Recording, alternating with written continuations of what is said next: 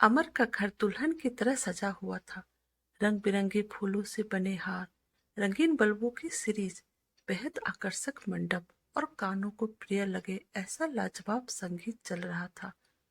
कोई भी राह से गुजरने वाला व्यक्ति 2 मिनट रुककर उस बंगले को देखता जरूर था। घर में आने जाने वालों की भीड़ लगी हुई थी। अमर की माँ श्रद्धा देवी और उसके पिता मनोज बाबू शादी की तैयारियों में अत्यंत ही व्यस्त होने के साथ ही साथ अपने मेहमानों का स्वागत भी कर रहे थे। दूसरी तरफ आकांक्षा, जिससे अमर का गठबंधन होने वाला था, लाल जोड़े में सजी धजी मानो कोई अप्सरा ही हो, इतनी सुंदर लग रही थी। उसे उसकी सारी सखी सहेलियां अपनी अपनी तरह से मशवरा दे रही थी और सभी बहुत ही खुश और मस्ती के मूड में थे। आकांक्षा भी काफी खुश थी। आकांक्षा की माँ देवकी अपनी बेटी के लिए काफी परेशान थी। उन्हें उसके भविष्य की चिंता हो रही थी।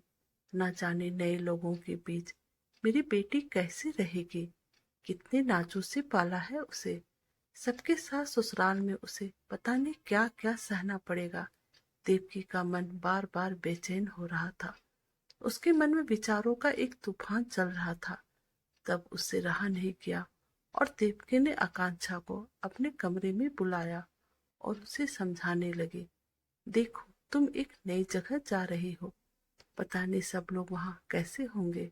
अपने हर चीजों का ख्याल रखना, अपने गहने अपने ही पास रखना, सास ससुर से दूरी बनाकर रखना, वरना अगले ही दिन से तुम्हें काम पर लगा देंगे। हाँ, सबसे महत्वपूर्ण बात, अमर को अपने निमंत्रण में शुरू से ही रखने की कोशिश करना और धीरे धीरे उसे अपना अलग घर बनाने के लिए कहती रहना। शुरू से ही ऐसा माहौल बना देने के अमर को एहसास होने लगे कि तुम यहाँ खुश नहीं हो। उसकी माँ के साथ ही तुम्हारा निभ पाना मुश्किल है।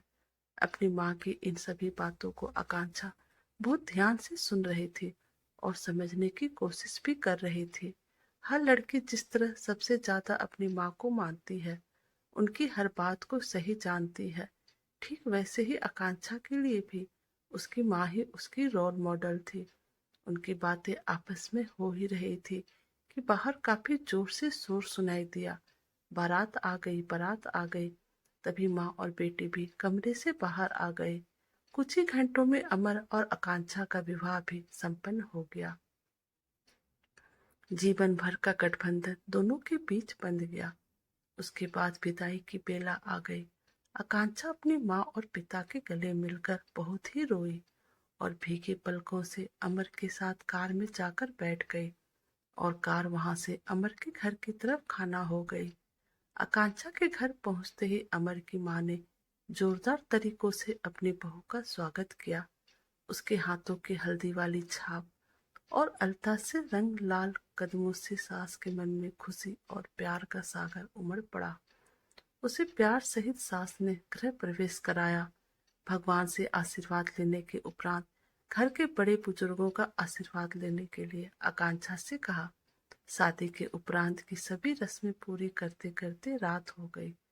अमर की बहन और उसकी सखियों ने आकांक्षा को अमर के कमरे में पहुंचाया और फिर अमर और आकांक्षा हमेशा के लिए तन मन से एक हो गए। धीरे धीरे घर के सभी मेहमान अपने घर वापस लौट गए। अब घर में सिर्फ आकांक्षा, अमर और अमर के माता पिता ही रह गए। आकांक्षा सभी लोग बेहद ख्याल रखती थी। अमर की माँ आकांक्षा को अपनी बेटी की तरह ही रखती थी। उसे प्यार से यहाँ भी सभी अंकु ही कहकर बुलाते थे। आकांक्षा हैरान थी। उसे बार बार अपनी माँ के शब्द याद आ रहे थे, पर कैसे कैसे मैं यह सब शुरू करूं? वह अपने मन ही मन सोच रही थी। इसी उधेड़ बुन में आकांक्षा कुछ परेशान रहने लगी। यहाँ इतना प्यार मिल रहा था कि गलती निकालने का कोई अवसर ही उसे नहीं मिल पा रहा था। कुछ ही दिन यूं ही बीत गए और धीरे धीरे आकांक्षा ने अमर से महंगी महंगी चीजों की फरमाइश शुरू कर दी। अमर आकांक्षा की हर फरमाइश पूरी कर देता था। हीरे का सेट भी अमर ने उसे अपनी पहली रात को ही गिफ्ट में दिया था। लेकिन आकांक्षा की फरमाइश दिन प्रतिदिन बढ़ती ही जा रही थी। एक दिन अंकु ने अपनी सास से कहा, माँ जी, मुझे आपका सोने का हार कंगन बहुत पसंद है। उसके इतने कहते ही सास ने उसे कहा, अंकुर 2 मिनट रुको। फिर तुरंत ही सास अपना सोने का सेट लेकर आ गई और बहू को देते हुए बोली, तुमने तो बेटा मेरी मुश्किलें ही आसान कर दी। मैं कब से सोच रही थी कि तुम्हें क्या दूं। यह लो, अभी शादी के वक्त ही लिया है। एक बार फिर आकांक्षा दंग रह गई। उसे बिल्कुल उम्मीद नहीं थी कि उसके मांगते ही सास उसे इतना कीमती तोहफा दे देगी। कोई बड़ा कारण न मिलने के बावजूद भी अब आकांक्षा ने अमर से बोलना शुरू कर दिया। अमर, तुम्हें नहीं लगता कि हमें भी अपने लिए एक अलग घर ले लेना चाहिए? उसकी बात सुनकर अमर चौंक गया। ये क्या कह रही हो अंकु? इतना घटिया ख्याल तुम्हारे दिमाग में आया ही कैसे? यहाँ क्या तकलीफें हैं तुम्हें? सब कितना प्यार करते हैं। मैं सोच भी नहीं सकता कि तुम्हारे दिमाग में ऐसा भी कुछ आ सकता है। अमर की बात सुनकर आकांक्षा उससे नाराज हो गई। 2-3 दिनों तक उसने अमर से बातें नहीं की, लेकिन अमर ने इस बात के लिए उसे बिल्कुल भी नहीं मनाया। अब आकांक्षा ने अपनी सास के साथ भी गुस्सा दिखाना, बात न करना सब शुरू कर दिया। सास भी अपनी बहू का बदला हुआ रूप देख रही थी और सोच रही थी कि ऐसा तो कुछ भी नहीं हुआ, फिर बहू ऐसा व्यवहार क्यों कर रही है? शायद अमर के साथ कुछ खटपट हो गई होगी। 1-2 दिन में सब ठीक हो जाएगा। ऐसा सोचकर सास ने उस बात को ज्यादा गंभीरता से नहीं लिया। आकांक्षा के पास लगभग हर रोज ही उसकी माँ का फोन आता था और काफी देर तक उनकी बातचीत भी होती थी। अपनी माँ की सिखाई बातों में मेरा ही तो फायदा है, आकांक्षा हमेशा यही सोचती थी।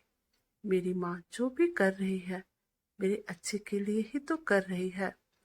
फिर एक दिन आकांक्षा ने बिना किसी से पूछे, बिना बोले ही अपना सूटकेस तैयार कर लिया। अमर ने ऑफिस से आकर देखा तो पूछ बैठा, अंकु, यह सब क्या है? घर की बहुत याद आ रही है क्या? मुझे कहती मैं तुम्हें छोड़कर आता। 2-4 दिनों के लिए चली जाओ, फिर मैं लेने आ जाऊंगा। लेकिन आकांक्षा ने गुस्से में अमर को जवाब दिया, अमर, जहाँ मेरी भावनाओं की कद्र नहीं, वहां रहने का मेरा मन भी नहीं। क्या क्या बोल रही हो तुम? क्या तुम गुस्से में घर छोड़कर जा रही हो? हाँ, मैंने तुमसे सिर्फ अलग घर लेने को ही तो कहा है, रिश्ता तोड़ने के लिए नहीं। हम आते जाते रहेंगे ही। सभी लोग अलग रहते हैं। मैंने कौन सी नई बात कह दी है? आकांक्षा के मुंह से ऐसे सब सुनकर अमर नाराज हो गया और स्पष्ट शब्दों में कह दिया, अंकु, तुम्हारी यह इच्छा मैं कभी पूरी नहीं कर सकता और नहीं करूंगा। तुम्हें जो करना है करो। और अमर कमरे से बाहर चला गया। आकांक्षा ने सोचा था सूटकेस देखकर और ऐसी धमकी से अमर पिघल जाएगा, लेकिन ऐसा हुआ नहीं और आकांक्षा घर छोड़कर अपनी मैके चली गई। देवकी ने आकांक्षा से कहा, बेटे, डरने की कोई बात नहीं। देखना, अभी 2-4 दिन में ही अमर तुम्हें लेने आ जाएगा। लेकिन देखते ही देखते 2-4 दिन ही क्या, हफ्ते और महीने निकल गए, लेकिन अमर नहीं आया। तभी देवकी ने अपनी बेटी से कहा, घी सीधी उंगली से निकालने वाला नहीं है। अभी हमें बड़ा कदम उठाना पड़ेगा, तभी तुम अलग अमर के साथ सुकून से रह सकोगी। अमर को डराने के लिए तलाक के कागज भिजवा देते हैं, तब तो वह अवश्य ही तुम्हारी बात मान जाएगा। इच्छा न होते हुए भी आकांक्षा अपनी माँ का विरोध नहीं कर पाई और तलाक के कागजात भिजवा दिए। अमर ने भी बिना कुछ सोचे समझे कागज पर हस्ताक्षर कर वापस लौटा दिए। उन कागजों पर अमर के हस्ताक्षर देखकर दोनों माँ बेटी हैरान रह गए, लेकिन उन्होंने आगे कोई कार्रवाई नहीं करी। इसी बीच आकांक्षा के भाई की शादी भी तय हो गई और धूमधाम से उसके भाई का विवाह हो गया। आकांक्षा के घर अब उसकी भाभी भी आ गई, जो बहुत ही सीधी सादी और अत्यंत ही शालीन परिवार की सुशील लड़की थी। उसने आते ही घर में खुशियां बिखरने शुरू कर दिया आकांक्षा से देवकी से सबसे बेहद प्यार और सम्मान के साथ पेश आती थी। घर में सभी का ख्याल रखती और घर को भी सुंदरता से सजाना उसे बहुत पसंद था। आकांक्षा उसकी तरफ जब भी देखती उसे अपने मन में कुंठा होती थी कि मैं भी तो ऐसे ही रह सकती थी। वहां तो सब मुझे कितना प्यार करते थे। खैर धीरे धीरे वक्त बीतते गया। आकांक्षा ने सोचा अभी तो शुरुआत ही है, 1-2 महीने में जरूर भाभी भी अलग होना चाहेगी और माँ उन्हें प्यार से अलग भी कर देगी। फिर एक दिन आकांक्षा ने पूछा, माँ भैया भाभी अलग रहने कब जाएंगे? यह सुनते ही देवकी का क्रोध सातवें आसमान पर था। क्या क्या कहा अंकु? तुम्हें शर्म आनी चाहिए। तुमने ऐसा सोचा भी कैसे? देखा नहीं हम लोग कितने प्यार से रहते हैं, और तुमने हमारे बारे में भी नहीं सोचा कि हम दोनों पति पत्नी अकेले कैसे रहेंगे। आगे से कभी भी ऐसी बात अपनी जुबान पर मत लाना, और अपनी भाभी के सामने तो कभी भी ऐसी बातें ना करना। अपनी माँ का दोगला रूप देखकर आकांक्षा सन्न रह गई। वह समझ नहीं पा रही थी कि वह क्या बोले और क्या करे। दूसरे दिन सुबह सुबह उसने तलाक के कागज निकालकर अपनी माँ को दिए और कहा, माँ इन्हें जला देना। देवकी चौंक गई। यह क्या बोल रही हो अंकु? मैं जो कुछ भी कर रही हूँ तुम्हारे भले के लिए ही तो है। जो कुछ भी कर रही हूँ तुम्हारे भले के लिए ही तो है। माँ ने वही बातें दोहराई। नहीं माँ, आप मेरे भले के लिए यह सब नहीं कर रही हैं। अगर आज मैंने आपकी बात नहीं मानी होती तो आज भी मैं अपने घर में खुश रहती। माँ तो बेटियों को अच्छी शिक्षा देती है, परंतु आपने तो मेरा घर ही तोड़ दिया। मैं तो ना समझ थी, परंतु आप तो समझदार हैं। माँ आपने ऐसा क्यों किया? माँ मैं अपने ससुराल वापस जा रही हूँ। मैं उन लोगों से माफी मांगूंगी और मुझे पता है कि वो लोग मुझे माफ भी कर देंगे। यह कहकर आकांक्षा ने अपना बैग पैक किया और निकल पड़ी अपनी एक प्यारी सी दुनिया बसाने के लिए, जिसमें वह, उसके पति और उसके सास ससुर होंगे। तो दोस्तों आपको हमारी ये कहानी कैसी लगी प्लीज़ आप हमें कमेंट कीजिएगा। प्लीज़ हमारे चैनल को लाइक सब्सक्राइब और शेयर कर दीजिएगा। Thank you.